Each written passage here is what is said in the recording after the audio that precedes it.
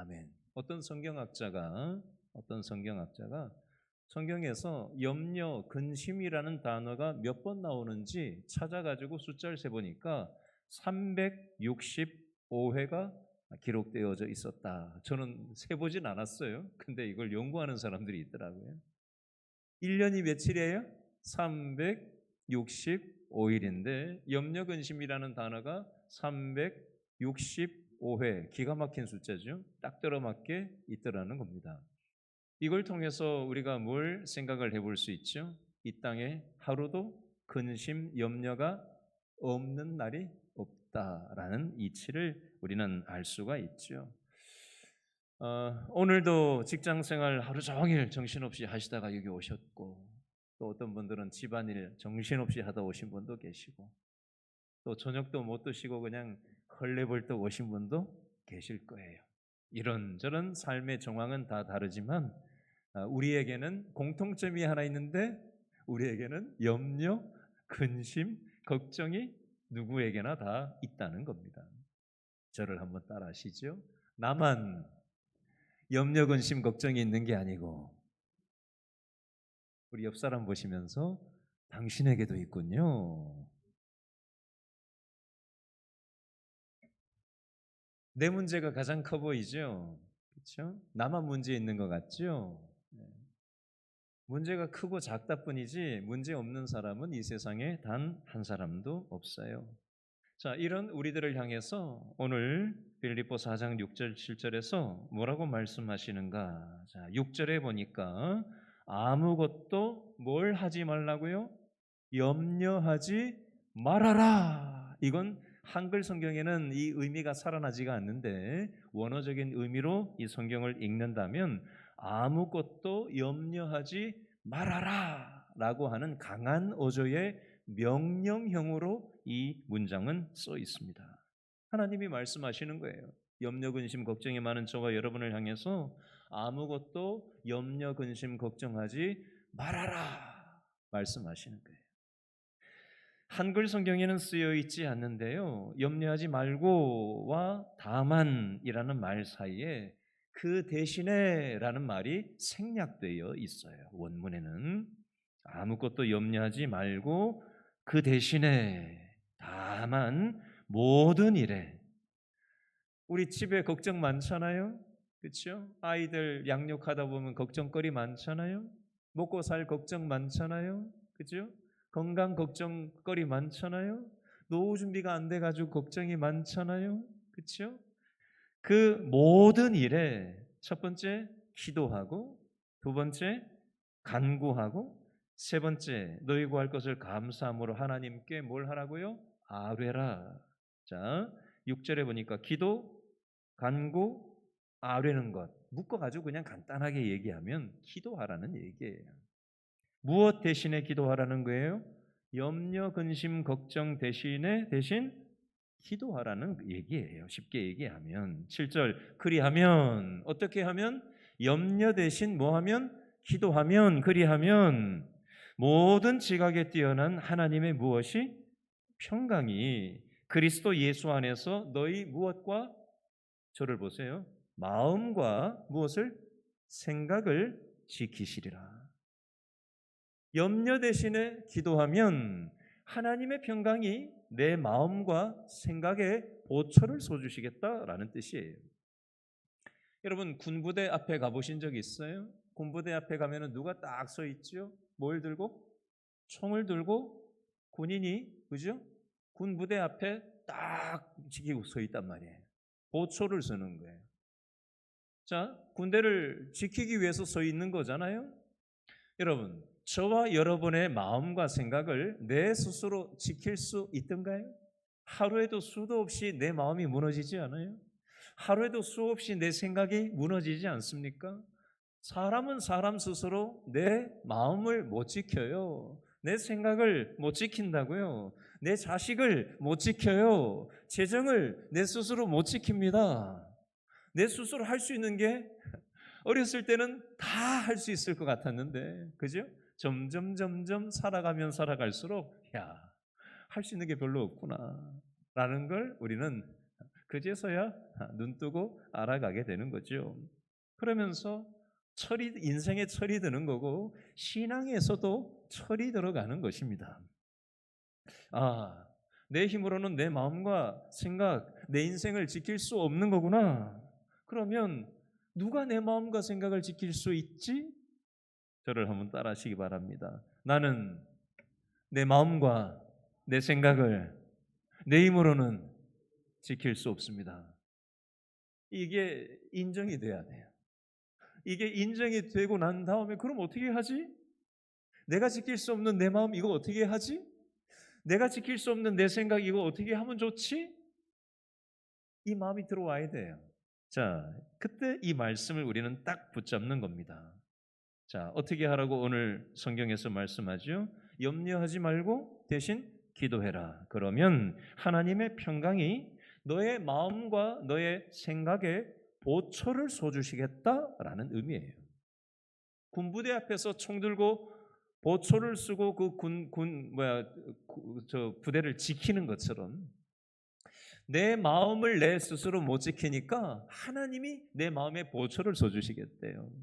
하나님이 내 생각에 보초를 쏘주시겠다라고 하는 약속의 말씀을 우리는 딱 붙잡아야 돼요. 자, 이 말씀의 원리를 가지고 제가 몇 가지 예를 좀 들어보려고 합니다. 어제 있었던 일입니다. 매주 목요일 날 10시에 우리 교회에서는 목요 전도대가 모여요. 어제 오전 10시에 이제 말씀을 잠시 나누고 난 다음에 평상시에 우리는 구분다리 전철역 그리고 교회 길이 어딘가 이게 큰 길이죠. 이게 큰 길이고 저기 구분다리역이잖아요. 여기 길동 하이마트에 있던 자리 지금 파나츠 공사한다고 투썸 플레이스 그 마주 있는데 거기 또 몇 명 서서 이제 전도지를 나누고 또 저쪽에 모코리 병원 있던데 지금은 무슨 한방병원으로 바뀌었죠? 참 좋은 한방병원인가? 이름이 바뀌었죠. 모코리 한방병원이 저 앞에 교차로에 또 몇 명 가서 전도지 나누고 저는 요즘 저 길동 자이 아파트 이편한 세상 지난주는 이편한 세상 앞에 신명초등학교 중학교 그 사거리 있죠. 거기서 권사님하고 우리 부목사님하고 같이 해서 거기서 전도지를 나누고 그렇게 몇 팀이 매주 나눴는데요. 제 마음속에 전도지만 그냥 주고 끝내지 말고 입을 열어서 복음을 정확하게 전했으면 좋겠다. 지난주에 제가 월화수목금 4박 5일 동안 전도 훈련을 받고 왔잖아요. 그래서 지금 마음이 막 따끈따끈해요. 그래서 그런지 이 복음을 전하고 싶은 마음이 생기는 거예요. 그래서 성도들은 전도지 들고 가서 그냥 전도지만 종이만 이렇게 전달하는데 난 그것으로는 안 되겠다라는 마음의 부담이 강력하게 생겨서 혼자 무궁화 공원 요 길동에 이렇게 요 골목 따라서 쭉 들어가면은 공원이 하나 무궁화 공원이라고 나와요. 그 공원에 혼자 갔었어요. 어제 한 10시 한 45분, 50분쯤 갔어요. 날씨가 좀 갑자기 쌀쌀해져 가지고 사람이 없으면 어떻게 하지? 라고 좀 약간 염려가 없지 않아 있었는데 가보니까 할머니 한 분하고 맞은편에 할아버지 한 분이 앉아 계시더라고요. 제가 한 바퀴를 삥 돌면서 딱 눈에 딱 띄는 그 남자 할아버지 그분에게 다가가야 되겠다라는 마음의 부담이 딱 왔어요. 여러분 아무리 목사라도 요즘과 같은 세상에서 낯선 사람에게 다가서 복음 전하는 거 이게 부담이 될까요? 편한 일일까요? 아니 뭐라고 얘기를 해봐요. 편하겠어요? 부담되겠어요? 부담돼요. 고마워요. 얘기해줘서. 아무리 목사라도 이건 부담되는 일이에요. 본성하고 다른 일이거든요. 인간 본성하고는 달라요. 저 사람이 나를 쳐내면 어떻게 하나, 무시하면 어떻게 하나, 그런 마음이 왜 없겠어요, 저라고. 근데 기도하면서 하나님이 예비하신 사람이 있을 거야 라는 마음을 가지고 나갔었고, 딱 보자마자 저분에게 다가가야 되겠다라고 딱 생각하고 딱 다가갔어요. 혼자 이렇게 앉아 계시더라고요. 남자 어른이 앉아 계시는데 제가 다가가서 그랬어요. 안녕하세요. 어떻게 혼자 앉아 계시네요. 추운데 혼자 앉아 계시네요. 그랬더니 이분이 뭐라 그랬는지 아세요? 심심해서요. 심심하세요? 그러면 제가 말벗을 좀 해드릴까요? 자, 이렇게 했어요. 근데 말투가 경상도 말투더라고요. 그래서 경상도 말투를 사투리를 쓰시네요? 그랬더니 울진에서 오셨다라고 얘기를 하더라고요. 울진에 한 달, 부인과 막내딸이 있는 길동에 또 한 짧게는 4일에서 길게는 7일 정도 있다가 다시 울진으로 가서 한 달, 또 다시 와서 4일에서 7일 정도 있다가 다시 왔다 갔다 하기를 제법 오랫동안 그렇게 지금 하고 있다라는 얘기를 비롯해서 삼남매 둔 얘기, 그리고 살아가는 얘기, 부인이 쓰러져서 15년 동안 지금 결혼하지 않은 막내딸이 15년 동안 어머니를 모시고 지금 살고 있다는 얘기, 본인이 울진에 가서 이장을 하고 있다는 얘기, 뭐 이런저런 얘기를 한 1시간 정도를 하시는 걸 그냥 들어드렸어요. 제가 일방적으로 뭔가를 얘기하기보다 일단은 관계 형성이 중요하다고 생각해서 충분히 들어드렸어요. 그래서 약속 시간이 돼서 가셔야 된다고 진작부터 얘기를 하셨기 때문에 그러면 그 만나는 데까지 제가 가면서 얘기를 더 해도 될까요? 그랬더니 그러시자. 그래서 길동시장을 거쳐서 그 추어탕집이 하나 있는데 우체국 지나서 추어탕집이 하나 있더라고요. 거기까지 가면서 이런저런 얘기를 하다가 제가 전화번호를 성함하고 딱 받았어요. 그리고 제 전화번호를 알려드리고 그분 전화를 받고 한 달 뒤에 서울에 오시면 그때 뵙자고 얘기를 나눴어요. 여러분, 제가 지금 이 얘기를 왜 나누는지 아세요? 사람마다 염려, 근심, 걱정이 있는데 어제 전도 나가던 제 마음속에는 전도 나가면서 저의 인간 본성 역시도 전도하는 것에 대한 두려움이 있는 사람이에요. 그럼에도 불구하고 하나님이 주시는 마음에 선한 부담감이 있기 때문에 기도하면서 하나님이 예비하신 사람이 있을 거야 라는 마음을 가지고 나갔던 거예요. 나가고 그분을 대하는 과정 속에서 하나님께서 제 마음속에 평안한 마음을 주셨다는 걸 여러분들에게 나누고 싶어서 이 얘기를 지금 하고 있는 것입니다. 어떤 종류의 염려, 근심, 걱정이 있을지라도 그 모든 일을 하나님께 믿고 맡기고 의존하면 하나님의 평강으로 내 마음과 내 생각을 딱 지켜주시고 평안한 중에 움직일 수 있게 되는 것입니다. 또 다른 한 예를 좀 들어보겠습니다. 제가 말씀드린 적이 있는 예인데요. 한 번은 신방 요청이 저에게 왔어요. 교회 남자 성도한테 신방 요청이 들어왔는데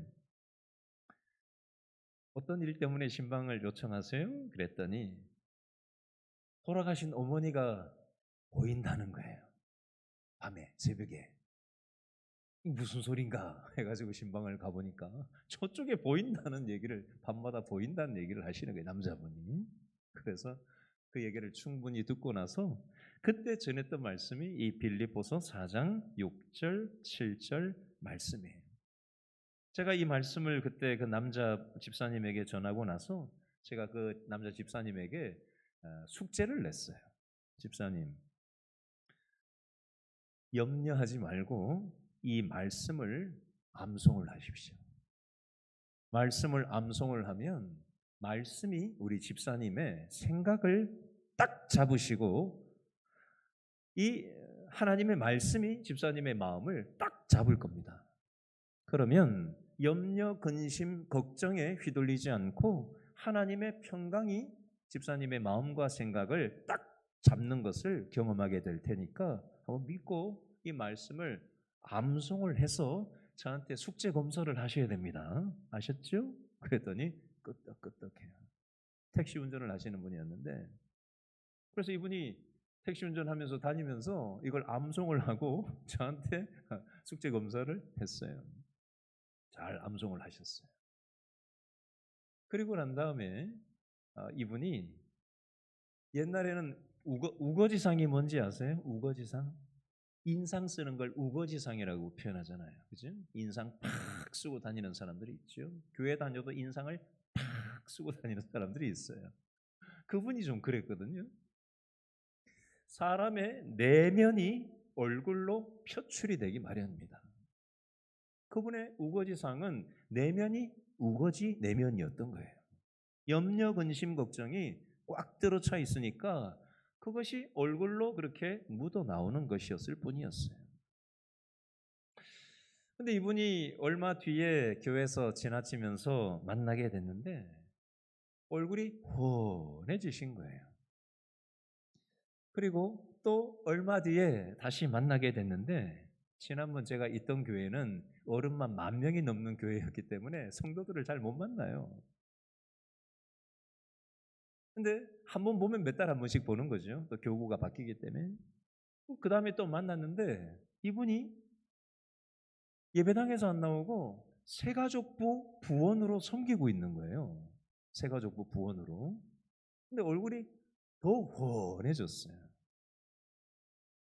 제가 그 모습을 보면서 야, 염려, 근심, 걱정이 있지만 그 염려, 근심, 걱정의 문제를 하나님 앞에 믿고 맡기고 기도할 때 하나님께서 마음과 생각을 지켜주시고 하나님께서 그 삶을 붙잡으시는구나라는 것을 그분의 변화하는 과정을 통해서 제가 확연하게 느꼈던 적이 있었어요. 또 하나의 예를 들고 오늘 말씀을 마치려고 합니다. 전화가 한 통화 왔어요. 집사님 웬일이세요? 30대 중후반 되신 여자 집사님이었어요. 어쩐 일이세요? 목사님, 우리 시아버지가 지금 암에 걸리셔가지고 수술을 하시는데 수술이 잘 될지 어떨지 잘 알지 못하는 그런 안 좋은 그런 상황입니다. 목사님 오셔서 우리 아버님, 시아버님 수술하시기 전에 목사님께서 꼭 예수님을 좀 소개해 주시고 좀 복음을 전해 주셨으면 좋겠습니다. 라고 30대 중후반 된 여자 집사님이 연락이 오신 거예요. 그래서 제가 수원에 있는 아주대학교 병원에 신방을 갔어요. 그 시아버지는 어떤 시아버지냐면은 알코올 중독자로 살아가시는 분이에요. 이 젊은 집사 내외는 두 내외는 사이가 너무 좋아요, 자기들끼리. 근데 부부 싸움을 하는데 뭐 때문에 항상 싸우냐면은 그 시아버지 때문에 항상 부부 싸움을 하는 거예요. 근데 그 시아버지가 지금 암에 걸려가지고 이게 수술하고 나서 깰 수 있을지 어떨지 알지 못하는 그 위급한 상황에서 시아버지에게 복음을 전해달라는 얘기를 듣고 제가 얼른 쫓아갔죠. 여전도사님하고 같이 갔어요.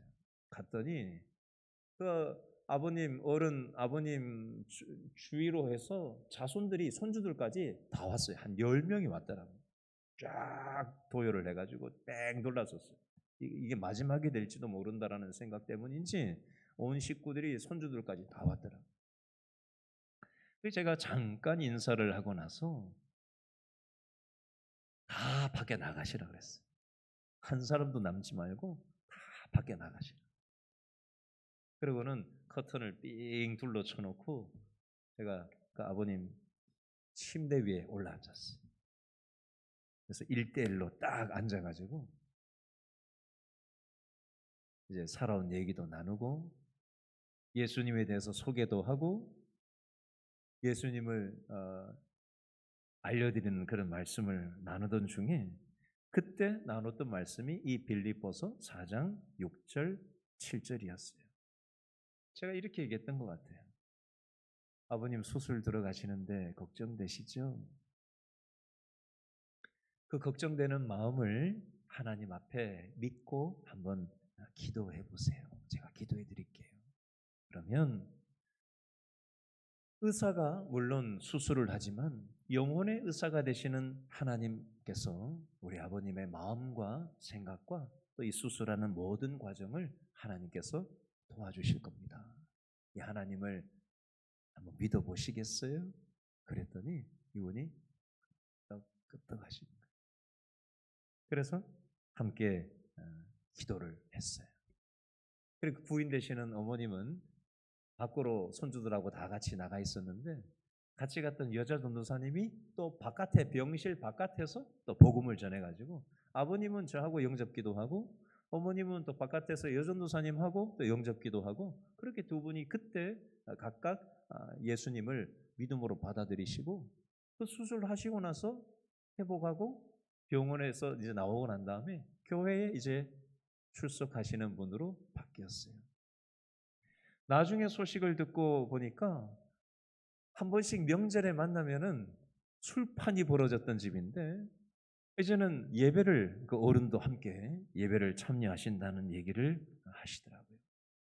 그리고 교회에 한 번씩 이렇게 지나다니면서 볼 때마다 이분들의 얼굴이 점점 더 밝아지고 변화되는 그 과정을 제가 아직도 한 10여 년, 10여 년이 뭐예요? 벌써 한 10몇 년 지난 일인데 아직도 눈에 선명하게 남아 있어요. 그 변화 과정이.